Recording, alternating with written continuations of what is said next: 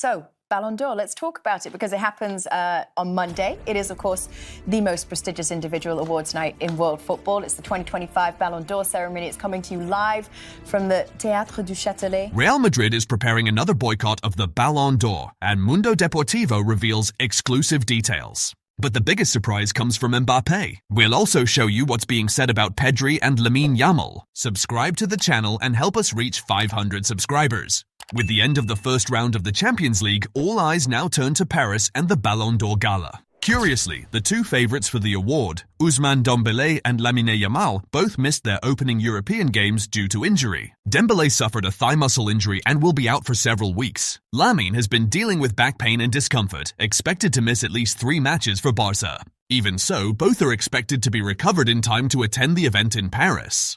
For the first time, men's football could see Spanish champions 2 years in a row. Lamine Yamal is going through a rough patch. PSG's string of titles, including the Champions League, carries weight. Interestingly, had Dembélé not left Barca for PSG, Xavi might never have given Yamal 50 matches at age 16. Pedri and Frenkie de Jong were widely praised for their performance in the win over Newcastle. Playing together as pivots, they dominated possession under heavy pressure and showed why they're considered among the most technically gifted midfielders in the world. Pedri stood out even more for his composure, vision and game control, catching the eye of English players and pundits alike. After the match, even Paul Scholes publicly praised the young Spaniard's talent, writing, "Pedri is my new favourite player." Arsenal and Barca legend Thierry Henry joined in, comparing him to one of the greatest ever in his position. He's the player who most resembles Laudrup. Former Manchester City star Jack Grealish added, "It's a pleasure to watch Pedri and de Jong play."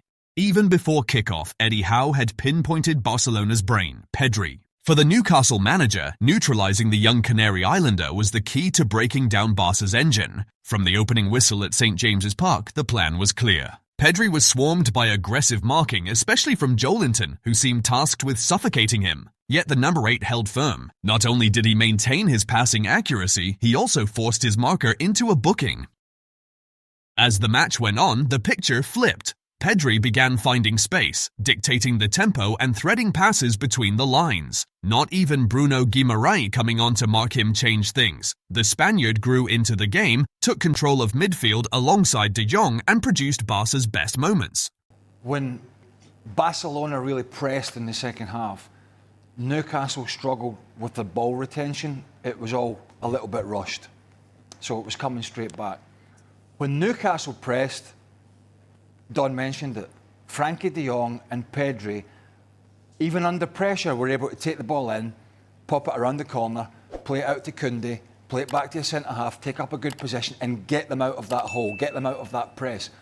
And that was one of the big differences, the quality that Barca had in the middle of the park. We all know how good Pedri is, but I think de Jong's a tidy footballer as well. He's well prepared to take the ball under pressure, and they did that better than Newcastle.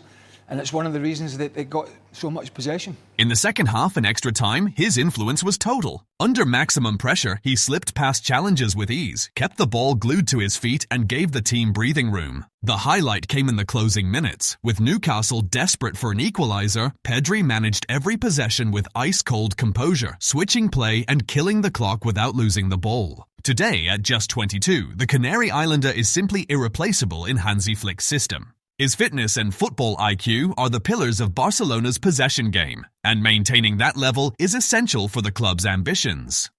We're not used to playing against players who hold on to the ball like that. We've faced Chelsea and City before, but they've never been like this. With Barcelona 2-0 up, it was always going to be tougher because they keep the ball so well. We were exhausted in the last 5 minutes. They're the best I've ever faced in this sport, admitted Gordon. According to Mundo Deportivo, the Ballon d'Or doesn't exist for Real Madrid. Despite having as many as 7 nominees for the various awards to be handed out next Monday, September 22nd in Paris, the Merengue club will not attend. It's a repeat of last year, when Real Madrid pulled out of the ceremony at the last minute. The reason? Vinicius wasn't going to win, nor Carvajal, who, according to Real Madrid officials, had done far more than the winner, Rodrigo. Once again, Real Madrid shows it only plays along when it suits them. 7 Ballon d'Or nominees, and yet they won't show up in Paris because they believe Vinicius or Carvajal deserved more than the winners. It comes off like childish sulking. The award is historic, respected worldwide, and Barca has always shown up win or lose. This attitude from Madrid isn't just unsportsmanlike, it's a boycott that tarnishes the club's own image. Meanwhile, in Barcelona, we keep making history on the pitch and respecting football's traditions. Mbappé is one of Real Madrid's Ballon d'Or nominees this year. The forward confirmed to CBS what everyone suspected: no one from Real Madrid would be in Paris for the ceremony. After the match against Marseille, Mbappé was asked about the Ballon d'Or. To win the Ballon d'Or, first you need to win trophies, so I just need to help my team win trophies, and then we'll see, said the striker. The Frenchman then added, "I'll be happy if Ousmane Dembélé wins the next Ballon d'Or because he's my friend. I'll be in front of my TV cheering for him." One of the latest to give his opinion on the Ballon d'Or was Carlos Sainz, Spanish Williams F1 driver and outspoken Real Madrid supporter, who didn't hesitate to pick Lamine Yamal as his favourite for the top individual prize. "I'm a Real Madrid fan, and I'd give the award to Yamal. That way, people realise you don't have to be radical about anything. He's a Barca player but also a Spain international. He's fantastic. It doesn't matter. He deserves the award. He's the best right now." Sainz told DAZN about who should win the Ballon d'Or. They are my contenders. These are your contenders? Yeah, I mean, listen. You pick these? Yeah, I think, for me, they're the top 6 players who I think I watched for the majority of last season, probably in this competition, also for the club form as well. Yeah, I mean, I think it will be Dembélé on the back of sort of the season Paris Saint-Germain had as well. But all of those players have got a decent shout. I agree with Carragher, although I do have some doubts about Vitinha's inclusion. This top 5 seems fair to me. Lamine Yamal, Rafinha, Dembélé, Salah, Hakimi and Mbappé. Carragher is backing Dembélé to win, but for me the favourite is Lamine Yamal. Are your picks any different, Thierry? What have you got? Yeah, very different. So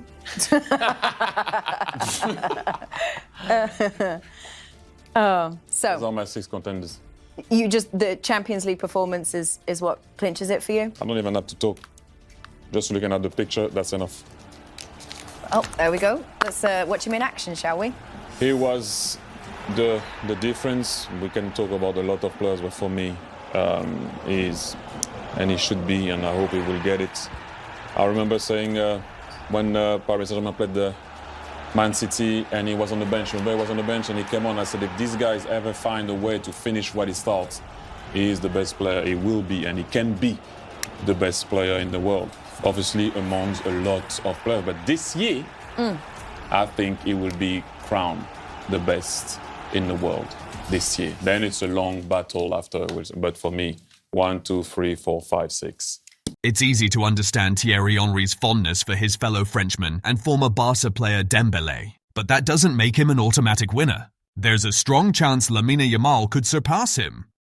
Even just looking at the Champions League numbers, Rafinha has already posted better stats than Dembélé, not to mention that Ligue 1 is less competitive than La Liga or the Premier League, and PSG essentially start the French league as champions every year. Of course, if Dembélé wins, it won't be a scandal. PSG have lifted the main trophies and the Champions League carries a lot of weight in the voting. But there are several solid arguments for Lamine Yamal to win the Ballon d'Or.